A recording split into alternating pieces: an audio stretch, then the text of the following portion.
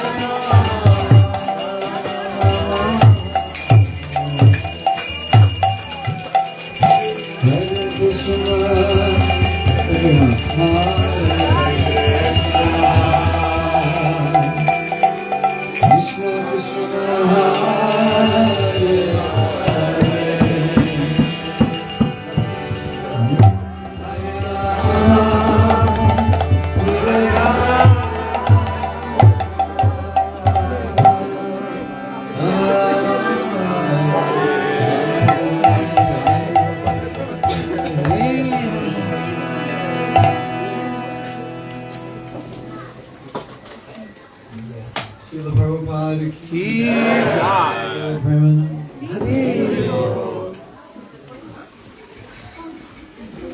Jai.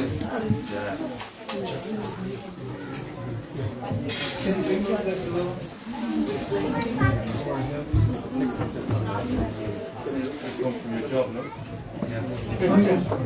Just don't say anything about it. Hare Krishna. Bit louder. Let's welcome Maharaj by loudly chanting Hare Krishna mantra, full mantra. Hare Krishna, Hare Krishna, Krishna Krishna, Hare Hare, Hare Rama, Rama Rama, Hare Hare. Devotees, I know it's a bit warm outside. It's really a summer day and Monday evening, but we can be a bit more enthusiastic. His Grace Mahatma Prabhu is here. Let's be a bit more enthusiastic and loud. Hare Krishna, Hare Krishna, Krishna Krishna, Hare Hare, Hare Rama, Rama Rama, Hare Hare. Thanks so much for coming and blessing us with your association. Thank you all for joining us. We have the meetings and association with Maharaj the whole week. But yeah, today is the starting. It's the welcoming party. Louder. So yeah, thank you Maharaj for coming. Let's take your association and get blessed. Thank you. Namo Vishnu Padaya Krishna Prasthaya Bhutale Srimati Bhakti Vedanta Swami Niti Namaste Saraswati Devi Gaurana Vishwani Prabhupada ki jai. So, I'm here, back all in one piece. I was in Malaysia for Janmashtami, and then I came back to America, and then I went to Mexico like a week later, 10 days later. I had so many programs. And I had an appointment to see a heart specialist because there was something wrong with my EKG. And I went in there and he did some tests and he said, you need to have further tests in the hospital. I went in the hospital. They said, we can't let you out of the hospital. 2 of your arteries are completely clogged. If the other one is damaged, then you go back to Godhead. Well, they didn't say that. I said, that sounds good. So we can't let you out of here because it's not looking good. So somehow that Krishna has maintained me. And thank you all for your prayers. And I'm actually doing much better than before the surgery. I think it turned back the clock about 20 years. So here I am. Going strong, and Krishna has some service for me. So. His Grace Mahatma Prabhu ki jai. So tonight we have a topic, but I forgot the topic. Something about how not to be in Maya, something like that. Or what was the topic? Krishna conscious while being busy or something like that. Krishna conscious, busy life. Yeah, by being busy. By being busy. Busy life. Busy In life. while being busy busy. life. While having a busy life. Raise your hand if you have a busy life. Lazy. Only 3 people. No one else is working. How to practice Krishna consciousness in busy life. Easy. Well, first we have to understand the meaning of the word Krishna conscious. It doesn't really exactly have any relation to what you're doing. It has relation to the consciousness with which you do it. So busy, not busy. The idea of Krishna consciousness is I'm conscious of Krishna. So one of the most interesting things that exists in the world is that we could somehow or other forget God because He's everywhere. Like, who made the sun? The air we're breathing, the water, like everything. Everything we see is Krishna's energy. So, to say one should be Krishna conscious, it just means to acknowledge everything is created by God, everything belongs to Him, everything is maintained by Him, everything is operated by Him, I can't do anything without, if it's not for him, if he doesn't exist, I can't exist. So in one sense, being Krishna conscious, busy, not busy, little busy, it's not difficult. And it has actually nothing to do with the busyness. You know, I'm so busy I can't think of God. Doesn't actually make sense when you understand that he's everywhere. What would, if God is everywhere, what would being busy have to do with not seeing him everywhere? I mean, I know it's a reality, we get busy and we forget, but I'm trying to put it in the context that he's everywhere. So, Prabhupada, my spiritual master, his spiritual master said, the atheist, the devotee sees God everywhere and everything, and the atheist sees God nowhere, in nothing. So if I'm God conscious or Krishna conscious, I will be able to see God everywhere. I will see how, like for example, a simple thing. You notice how nature works. It's so amazing how nature works, isn't it? Just like the whole world and life itself and the complexity of the cell and the brain and how just the fact that food grows out of the earth. You have one earth and hundreds of varieties of tastes. That's amazing. And hundreds of varieties of food and flowers and fragrances. It's all coming out of the earth. We were just in Italy and we were taking morning walks and they have these little plum trees. Do you have them here? Like one plum tree has got like 3,000 plums. It's just, I don't know about 3,000, but it's got a lot. And it's got its own unique color, size, taste, sweetness. Then you walk down the street, there's another plum tree, a different color. This was in Poland, where plums, and where was I? Slovenia, tons of plums. I was in Greece, there's tons of, everywhere there's tons of plums. It's just like, how does a tree produce plums? It's just everything's amazing, isn't it? So, when you're in awe with creation and you see, oh, whatever I'm seeing, this is the intelligence of God at work. You know, we were walking, the other day we were walking, you know those leaves, I don't know what they call them, but they look like someone painted them? You know what I'm talking about? Plants that, you probably have them around. Anyway, they're plants with leaves, maybe this size, maybe bigger, and they're often burgundy colored, like wine colored. And we were looking at these leaves, and they were burgundy in the middle, and around they had an outline of white, like someone painted them. Well, who painted them? You see Krishna's artistry and everything. There's all these beautiful, just leaves. Let's speak of flowers, beautiful leaves, nicely painted. Well, next time we don't have any here. Well, even those are kind of painted. Do you have any? Anyway, yeah, look at it. This, yeah. Amazing. Something like this, but more colorful. And, just anything, how bees make honey. Everything's, it's like, everything points to, someone had to figure this all out. It didn't happen by accident. So if you see that way, you can see God everywhere. And then you say, but what about work? There's nothing there but fluorescent lights and computers. So how do I see God? Well, for starters, He's in everybody's heart. So everyone you see is a walking temple. And when people say, why do you wear this on your forehead? We say, this marks the body as a temple of God. God is in our heart. So every body is a walking temple. Now if you go to the temple and do puja, every body is a walking temple because God is in everyone's heart. If you saw God in everyone's heart, you'd be remembering God 24/7. Right? Order?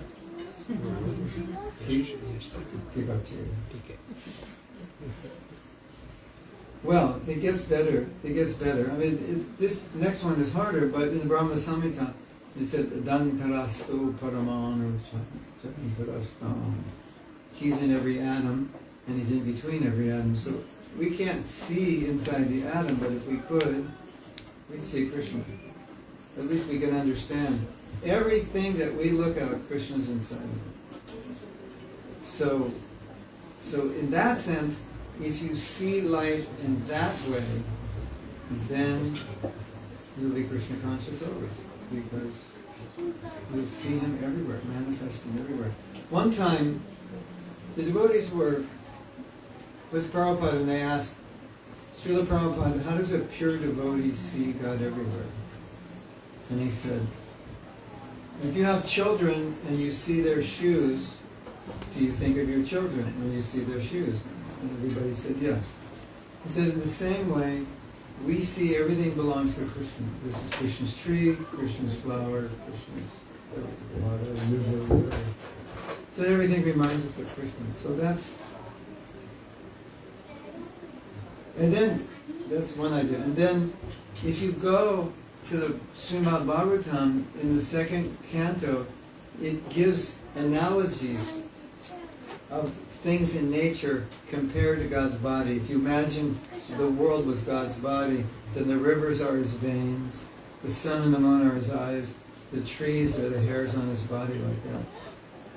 So maybe we can't see him personally, but we could imagine, okay, the universe is his body. His stomach, I think, was his stomach, the ocean maybe. So you see trees, oh, that's Krishna's hair, the ocean, oh, that's his abdomen. Oh, the river, that's his vein. Oh, there's the sun, the moon. That's his eyes. So that's what we're trying to train ourselves to do, to be God conscious. And then, if you see everything belongs to Krishna, what do you do with it? You use it in service. Because we are stewards. Krishna has given us so much. But when you're God conscious, you see, well, he's given it, but he's given it to me to use in service.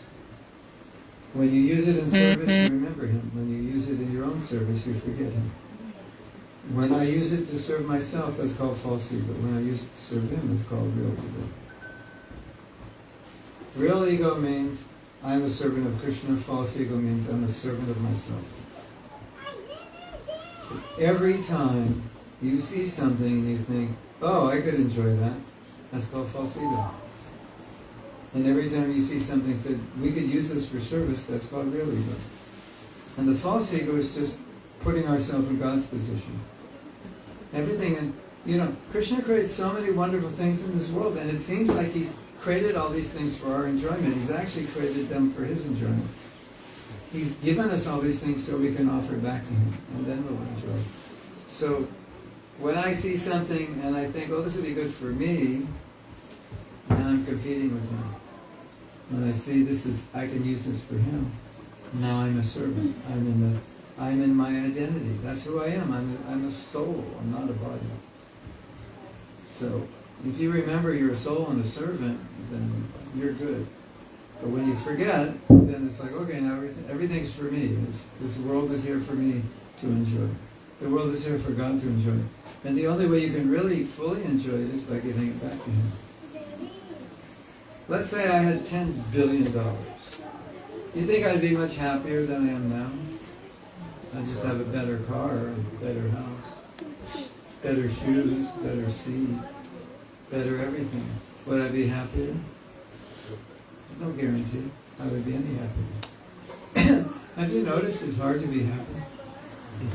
You notice it takes a lot of work to be happy, and most of the time it doesn't work the way you planned? Isn't it? Yeah.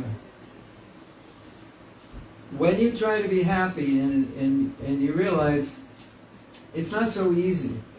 Okay, I accumulate something that I want, I have to work for it. But there's no guarantee when I get it, it's going to work. You ever go on vacation, it didn't work out the way you planned? You got in the hotel and it had bed bugs. And the room next door, some robbers came in. That happened to us once. The robbers at the hotel, knocking on the door. Emergency, they want to get you to open the door and steal your money. But you have stories of people go on vacations, one disaster after another. So it's hard to find happiness, and when you find it, what happens? Where did it go? Who took it? When you serve Krishna, automatically you feel happy. You don't even have to try. So we try to be happy, and it's really hard work, and sometimes we get it, sometimes we don't. You just serve Krishna and try to be happy, you're happy. Simple, right? Krishna made it easy, you don't have to try. There was a sadhu, one sadhu. Prahlad Maharaj, the great devotee, son of Hiranyakashipu. He met the sadhu. The sadhu was just sitting on the side of the road. He was happy. Prahlad Maharaj said, you're just sitting here, you're happy. What's the program? The sadhu said, I've observed people, they're all trying to be happy, and it's like,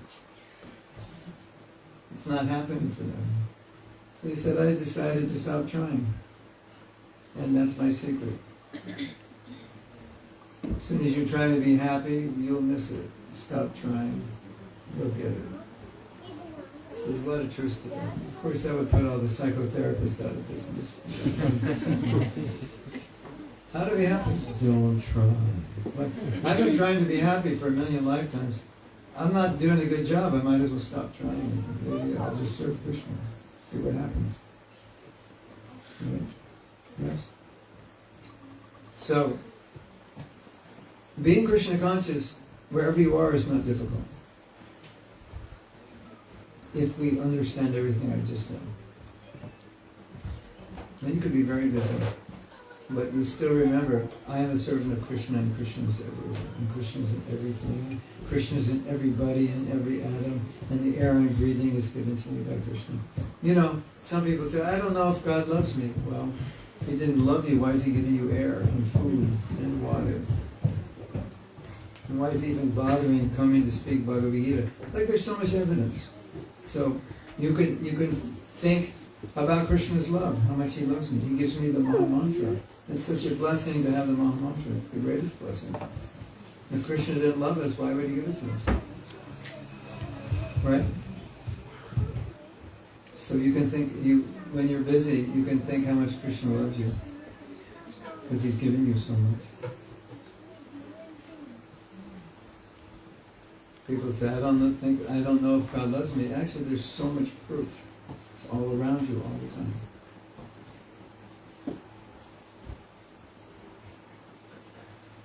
He doesn't love me. Why did He come and speak Bhagavad Gita if He doesn't love you? He could have done other things. Could have just stayed in the spiritual world. And He had to come here and kill demons. There's so many things. It's for us. Why did Lord Chaitanya come and give the Maha Mantra if He didn't love us? And that's the greatest manifestation of God's love is when He gives you a process that will bring you back to Him. That definitely shows that He wants you to come back. Right?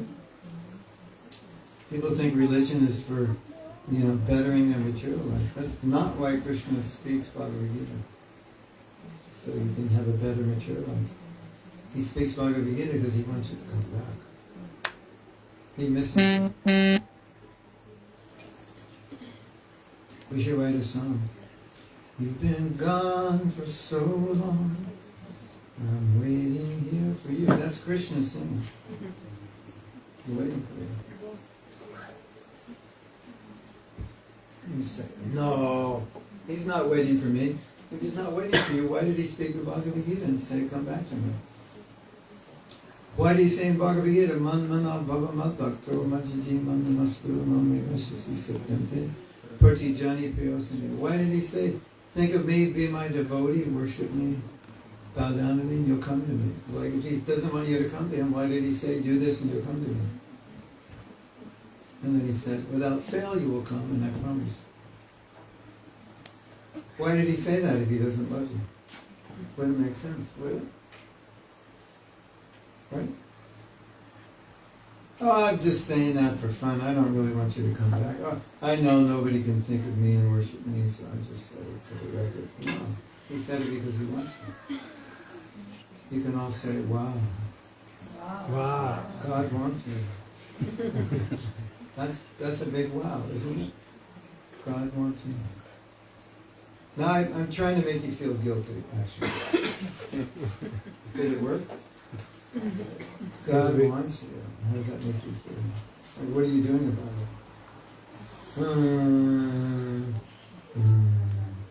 Yeah. If you feel guilty, then that's good. Because then maybe you'll do something.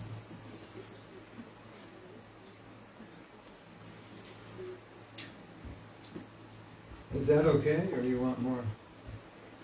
Does that answer your question? How to be Krishna conscious? That's the simplest way. Of course, if you have a sadhana practice, where every morning you're doing study, chanting, puja, that is going to give you what we could call spiritual self-defense. The world can wear you down if you're not spiritually strong. So if you have sadhana, then you'll be strong and the world won't be able to wear you down. But if not, the world can wear you down very easily.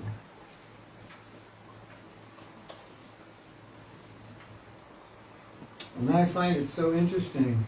Somebody calls themselves spiritual, but they have no sadhana.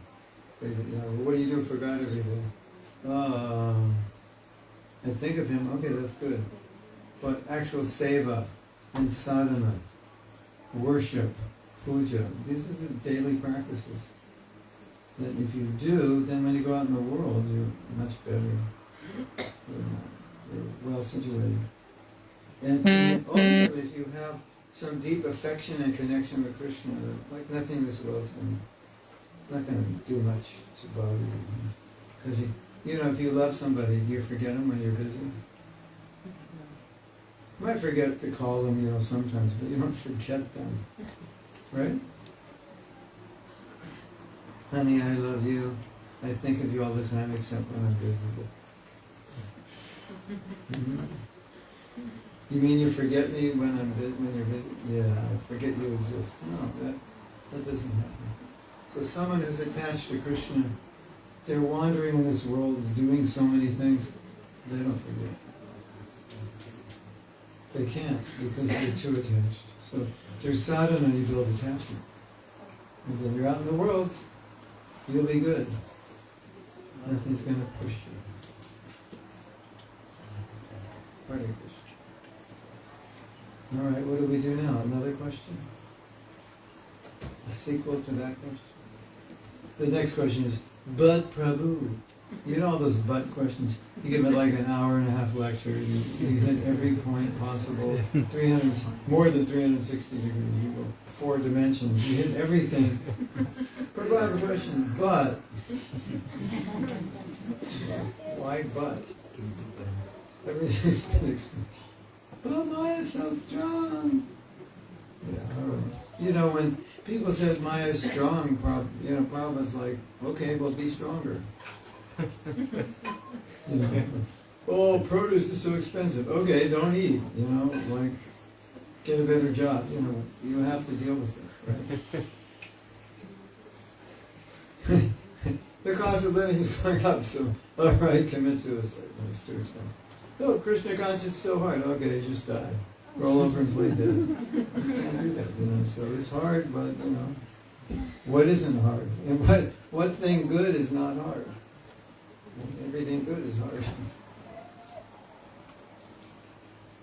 And some people want spiritual life easy and cheap. But that's not exactly, that's not the price. It's not expensive, but you have to pay something. Yeah. Do I have red lips from drinking pomegranate?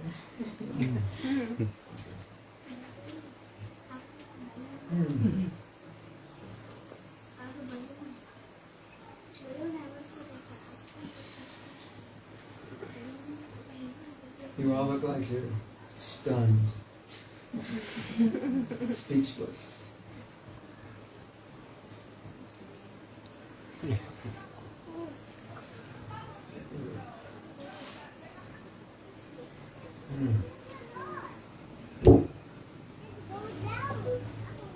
Well, if you need further inspiration, we have 2 t-shirts.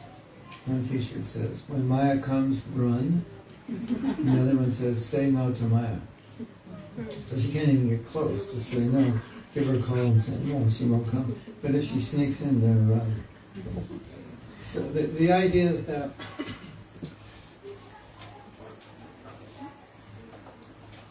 when you want to practice spiritual life,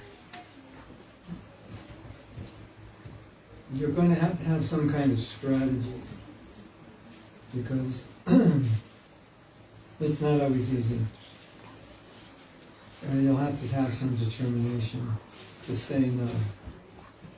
Because there's so many things in this world that can take us away from our spiritual life. And we have to learn to say no. We have to be strong enough to tolerate temptation. Because temptation will always be there. You ever give in to temptation? Let me guess. Probably, yes? Alright, that's a bad question. Has anyone in this room never given in to temptation? Raise your hand. Okay. After you gave in to temptation, how did you feel? Guilty. At least not happy. Right? Have you ever been tempted and you didn't give in? Yes? Yeah. I hope so. How did you feel? Good. Enthusiastic. Enthusiastic? Confident? Relieved? Yeah. Listen to this idea, it's beautiful. I don't know.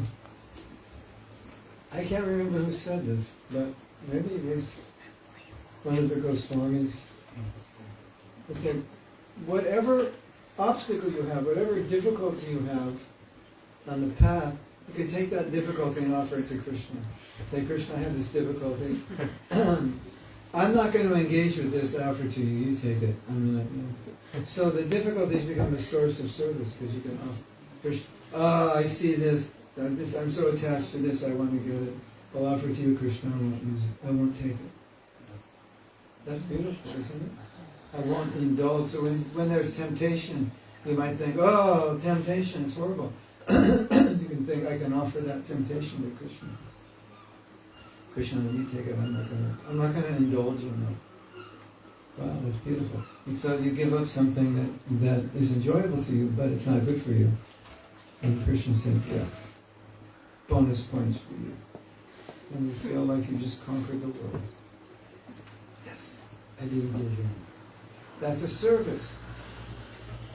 Take that thing, it's not good for you, that you're tempted to enjoy.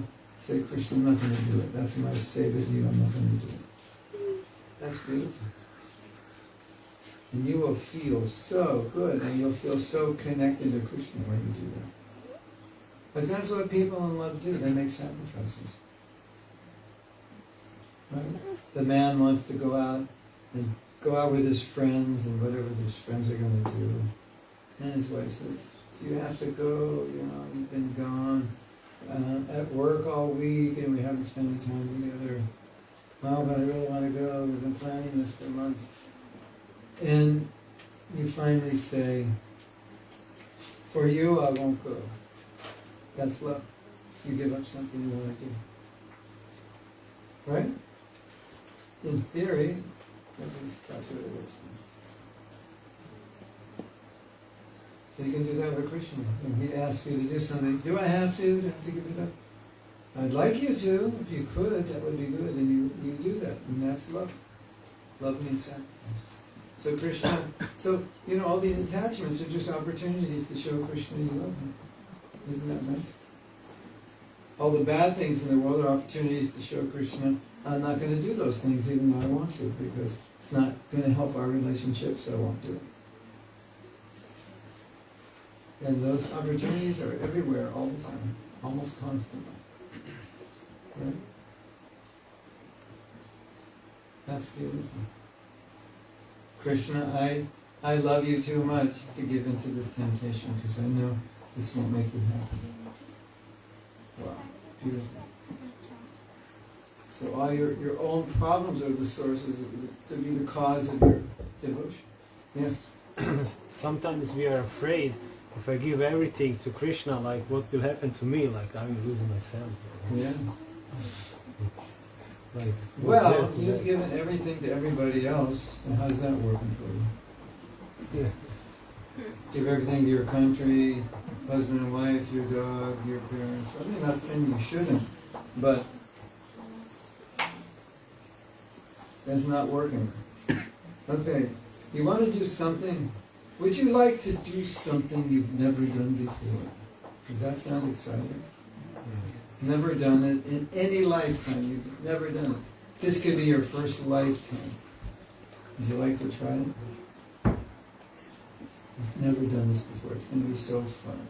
Are you ready? You find out what it is? Surrender to Krishna. Never done that before.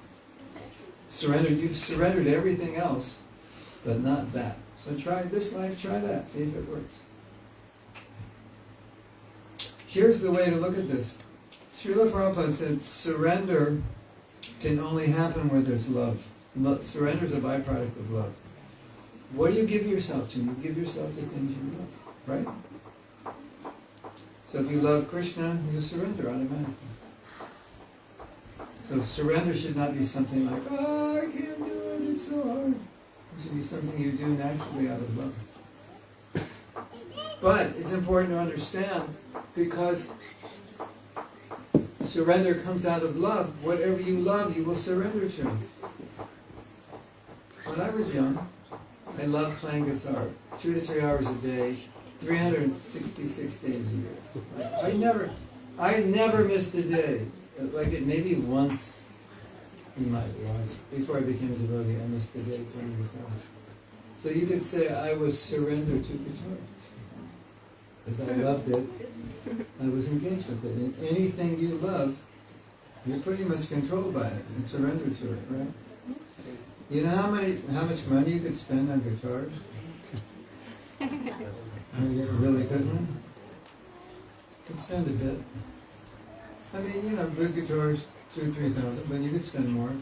And you say 2,000 or 3,000 is not much, but most guitars have like 6 to 20 guitars, so do the math. Okay. You know, all right, let's see. They have at least 3, most guitars will have, like maybe $10,000 worth of guitars, and that's just the ones who aren't rich. And the ones who are professional and rich, then it's like off the charts. So why do they spend so much money on guitars or cars? Nimal Chandra picked me up, and right next to his Fiesta was a Maserati. I thought it was his. We found out it isn't his. But if Nimal Chandra loved luxury cars, he probably saved his money and buy a Maserati. Because that's what love does. Love causes you to give. Right? Yes? You love photography. If he were rich, he'd have like tons of lenses, 3 different cameras, flashes, all kinds of things. Right? Because you love it, so that's all. Yeah. So the point of this fear of surrender, it's an illusion because we're always surrendering all the time to different things that we love. So one lecture Prabhupada said, you have surrendered to everything except Krishna. Like just one minor detail. I surrendered everything. One minor thing I forgot to surrender to. Out of the million things I've surrendered to, that was Krishna. Prabhupada said, you love, in this world, you love everything except Krishna. You love pizza, chocolate ice cream, fast cars, nice homes, nice clothes, big screen TVs, nice speakers. There's a million things to love. I love everything but Krishna. Right? Hare Krishna. And what's so weird about it is love of Krishna is like inherent within us. Love of ice cream is not our eternal constitutional position. Love of pizza, love of this roses is not our constitutional position. We love all the things that are not inherent within us as something we should love. And love for Krishna is inherent and we don't love him. That's really weird. Don't you think that's weird? Yeah, it is. Which definitely proves we're all weird. Turn to the person next to you and tell them, you are weird. You are weird. You are weird.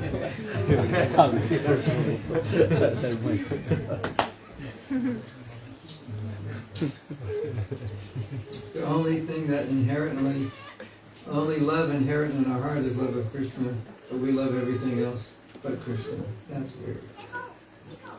Yes. Yeah, so now that we know that we should love Krishna, so our intelligence says that, but actual love is something different. So we're trying to love Krishna because we know that we should. Yes. Krishna, how do they actually get your heart? Yeah. So we are intelligent. We know that we should love Krishna. So What's the problem? do we actually really love Krishna? We are trying. We're trying. We know we should, Yeah. but you need a process that will awaken it. So knowing's not enough. I know I should take my medicine. Okay. Are you going to take it? I don't like the taste. For whatever reason, I forget, or I don't like to do it.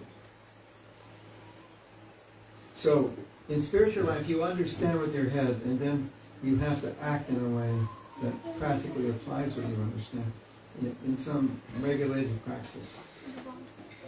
Then you'll be aligned head and heart. But if you don't have the practice, then your head's one place, your heart's in another place. So the practice is to bring your heart in alignment with your head. There's so many things in our head that we're not aligned with, because the head, it's in your head because you've heard it and you've understood it.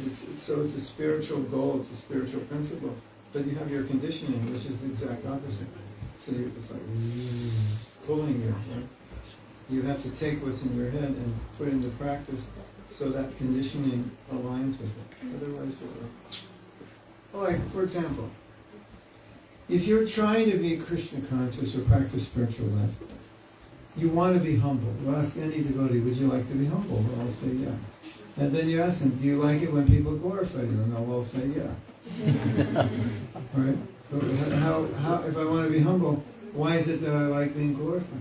Because my head understands through studying philosophy that the closest place to Krishna is in humility, and the furthest place is in pride. But I like to be in the center and glorified and honored and in control and like that. That's my condition. So now I have like two different worlds. So I have to practice humility. I have to act, so it develops. Otherwise, if I don't act, this other side just remains. And then I'm always conflicted. I'm two different people. It's kind of a spiritual schizophrenia. But what's interesting is that when you come to spiritual life, this kind of schizophrenia it automatically happens. Because this side is conditioned materially, and this side, the head, is hearing about how to be. So yeah, it all makes sense. I want to be like this. And it's like I could show you how to do something. You watch and you go, okay. Then you go to do it and you're like, well, how did I do that? What did he say? So it's like the head gets it, and then you go back in life and it's like, and then how do you do that? I don't feel like it. I don't understand it. Whatever. So that's what we're up against. We're always going to be hearing about what the goals are, and we're always going to be dealing with our conditioning. And so we always have to practice acting as if you were humble, or as if you were tolerant. Okay, calm down. You're not tolerant.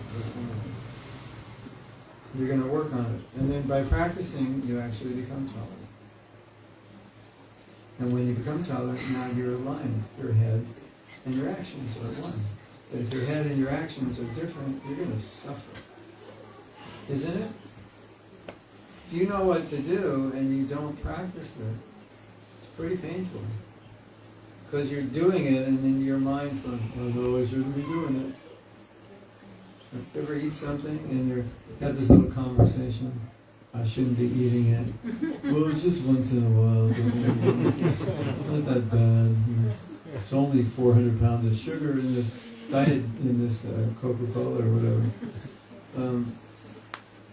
It's such a weird way to live. I hate it. I just hate living like that. You know, Krishna says in the mode of ignorance, in the mode of passion, you get happiness, but it becomes distress. You do something that's good, but it's like, it's not good for you. It's just in the moment, you get happiness. And in goodness, you do some austerity, so it's difficult, but then it produces happiness. So one, you get the enjoyment first, the distress comes later. The mode of goodness, the distress is short-lived, and the happiness is long-lived. In passion, the happiness is short-lived, the distress is long-lived. But the interesting thing about ignorance, Krishna says, you get distress beginning, middle, and end. So, you know, you go enjoy something that you know is wrong, you can't enjoy it. While you're enjoying it, you're suffering. So there's no time difference. Suffering and enjoyment is built in. You know, it's like you want to play a sport, but you like sprained your knee and you can't play tennis, so you're on the court, you know, ow, ow. But you know, you enjoy tennis, so it's like you're enjoying and suffering at the same time. You get enjoyment, suffering, you know. There's no separation. So, why would you want to live like that? You're doing it, and you know the voice is saying, don't do it, it's not good for you. So, you get around that by doing what you know you should do through practice. I don't feel like doing it, but I do it because I know it's right, and that's how you develop that quality or that nature. And then you're happy because now you're doing what you know you should do, so that you're not two people anymore. You're one. Your intelligence, your action, your heart is all united. That's when you're happy. People think you're happy when you buy things. You'll buy your way into happiness. No one has bought their way into happiness. Your happiness, you'll be happy when you're integrated. When your mind, intelligence, heart, emotion, everything is aligned. Right? It's good to remember that. Yes? Hare Krishna Maharaj. So, for example, we are conducting a grand event like Janmashtami, like 2000 devotees, 2000 devotees shows up. We are conducting Ratha Yatra, 5000 devotees shows up. But later we are not seeing anyone in the temple. Yeah. We are 5,000 people show up in your temple. That might be the reason. we are conducting Namahatta, like 20-25 people come. I have a story for you. Yeah. I was in Mauritius for Ram Navami. It was like, whatever, 20, 30 years ago. Right? So we would build pandal. We had property. The temple was too small for we only held like 60 people. So we would build a pandal. And we had to figure out how big to build it. So they asked me how big to build it, and I said 1,000 seats. And I have this faith that however big you build it, that's how many people come. And 999 people came, or 998. And I've been in small temples that outgrew those temples, and they bought bigger temples. And we got this like really big temple, and we think we'll never fill this up. It was like Krishna filled it up. Like bigger, as big as you build it, he fills it up. So that's one thing to consider. You know, make facility, more facility.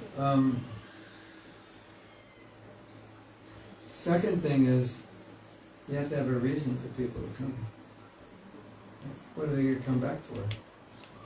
We have so many people, and what are they going to come back for? You know? If it's Indians, you know what Indians come back for? You know what Indians like?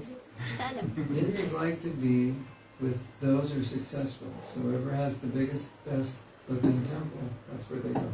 Is that true?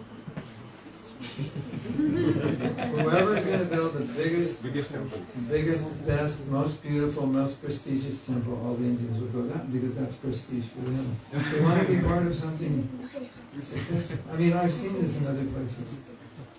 And I've been told this also, and it makes sense, right?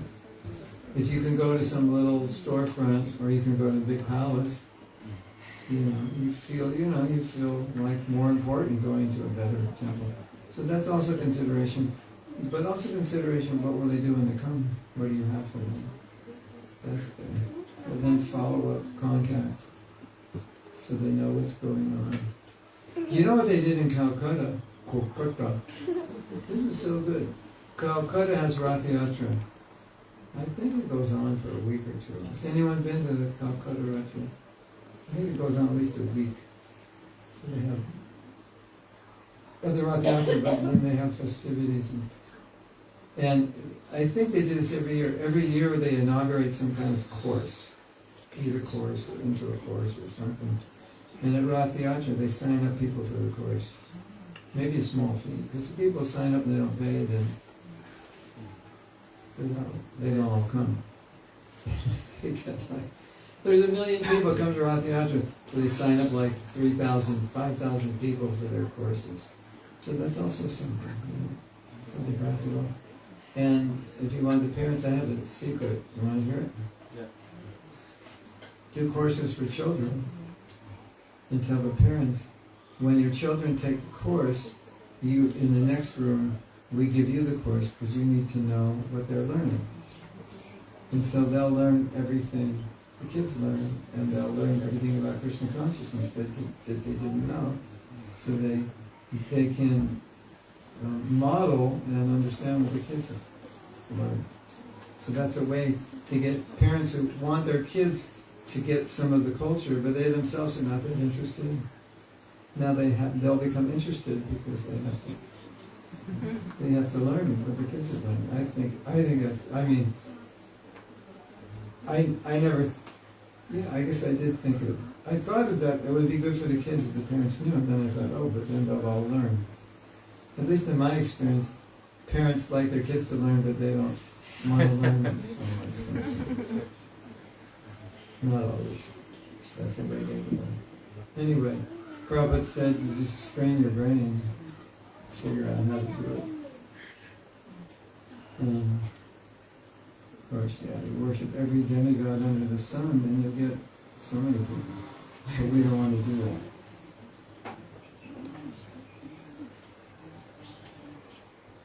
Beautiful deities. Want to hear something funny? It's so interesting. I hope no one takes offense. There was a devotee in Australia, and he opened a project. And the project was to preach to the local Australian people. Because Indian people are just naturally attracted. Anything we do, Indian people are naturally attracted. They like to come see deities. They like kirtan. They like prasadam. But he was trying to do a project for Western people. So he just wanted Western people. If you just have the local Australian people, then it attracts the local Australian people. He did because it's not your fault being Indian, but when Westerns come, sometimes they'll think, oh, this is for Indians. Because 90% are Indian, they think, well, I guess it's not for us. So he wanted to avoid that. So he had a plan. This is so funny. He said, Indians like deities, so we won't have any deities. Indians do not want to pay for prasadam, so we'll charge. And Indians, well, this may not be true, but it was true then. They like more traditional bhajan, so we'll do Western rock and roll. And he didn't get any Indians. None of them came. Of course now, second generation like that, not really Indians. With social media, things are different. But if you want more people to come, you have to give them what they want. Beautiful deity worship, beautiful kirtan, beautiful person, friendship, love, acceptance, knowledge, wisdom, enlivening talks. Yeah, Krishna will send so many people, but my main answer is the temple's too small to fit everybody. So what's the impetus to call all the people? What if they all came back? What would you do? There'd be a line around the block. Maybe I should make a policy. I'll never come back until you get a new temple. Would that speed up the process? I think that's the first bad idea for your Guru. We because you know they're not going to get it. So. Right. But Prabhupada used to sometimes do that. Yeah. Prabhupada would get many invitations to visit temples, and he would say, well, if your temple's number one in book distribution, then I'll come visit your temple. So he would play with the devotees. All right, what's next? Oh, yes. Guruji, I have a question regarding the Swadharma. Okay. So it is mentioned that one should always try to work as per our Swadharma, Paradharma Bhayava. But in the practical context, many times we are having the services which we feel is not at our Swadharma. Services, or are you talking about devotional service or occupation? Devotional service, mainly in the spiritual service. Okay. So, but we are also heard that we need to practice humility, sadhana, and then if we start, if we go with that line of thought, then eventually, whatever may be the service, we will develop eventually the taste. But then, on the other hand, we also feel that no, but I am not maybe meant for this. Krishna has given some specific skill set or specific drive, basically in certain area. Yeah. So, How to balance the two? yeah, balance. And what should be our thought process like in this? Well, of course, there's so many things to do out of necessity. And if we're going to build a community, certainly that's going to be there. But at the same time, to sustain enthusiasm over a long period of time, it's necessary for many devotees to be engaged in something that inspires them a lot. Otherwise, you know, I think the worst thing that can happen to someone who's practicing Krishna consciousness is to lose inspiration. Like that, that's like the beginning of the end. So, to have a service that inspires you is a blessing, for sure, because you'll be inspired your whole life. And it will inspire your sadhana. So I think it's a balance of both. I mean, I do, you know, what's needed, if you can do what's needed is also what you love to do and what you're inspired to do, that's best.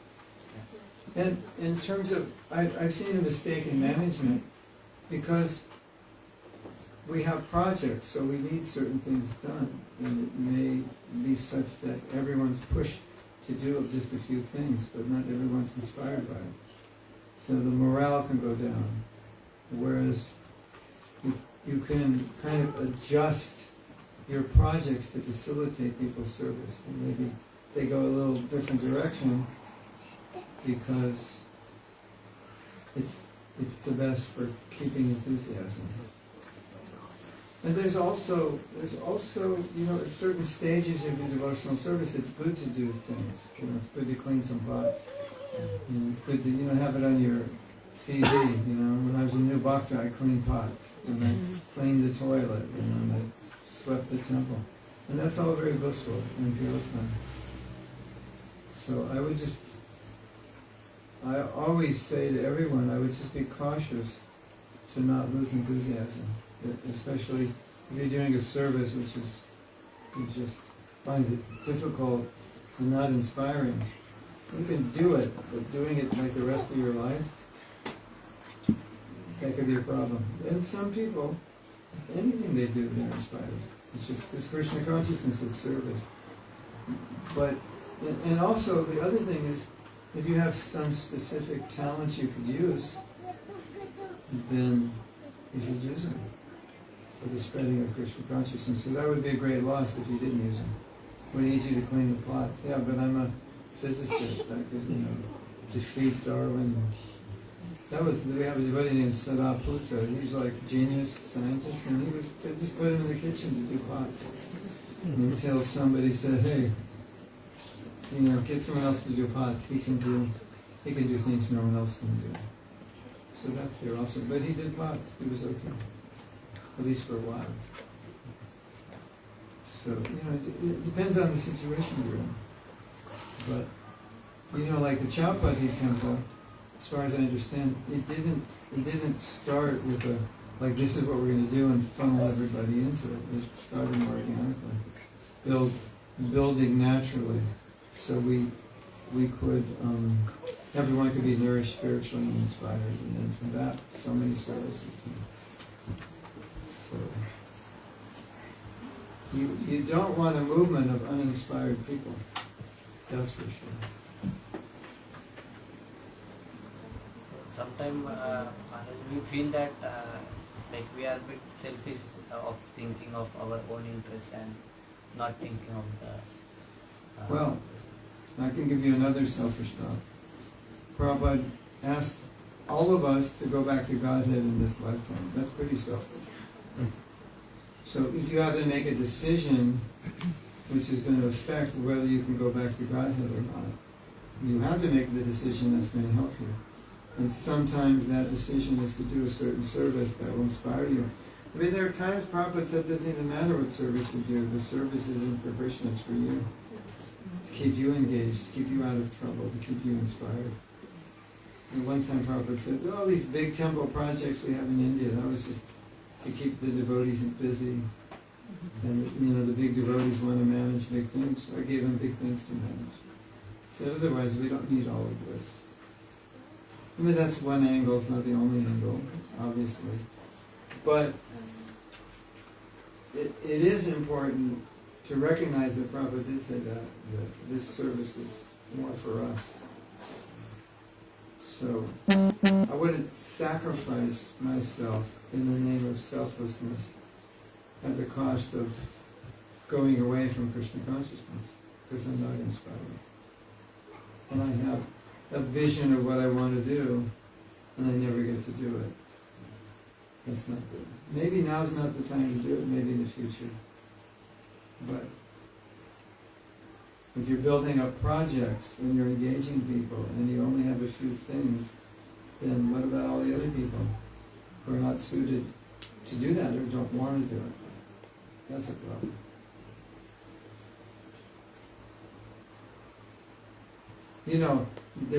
You can plan from the top down, here's our vision. Or you can plan with everybody. What do you want to do? That's another way to manage. And it can be very effective. And then your vision adapts to what people want to do, so you don't have to push people against their will, which is not fun. Anyway, those are ideas. But I can say, I'll tell you my story. You want to hear my story? We'll end with my story. This is a true story from the Mahatma Purana. In the Mahatma Purana is stated. So,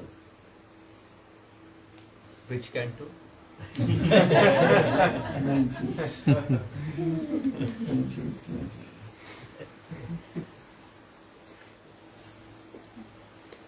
So, the movement always needed leaders, temple presidents, Sankirtan leaders.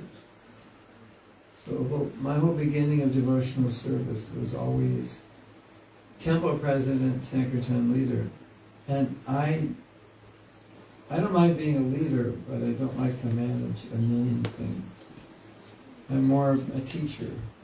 So if I lead, if I just have people that I can delegate to, it's okay. But generally, you have to do so many things.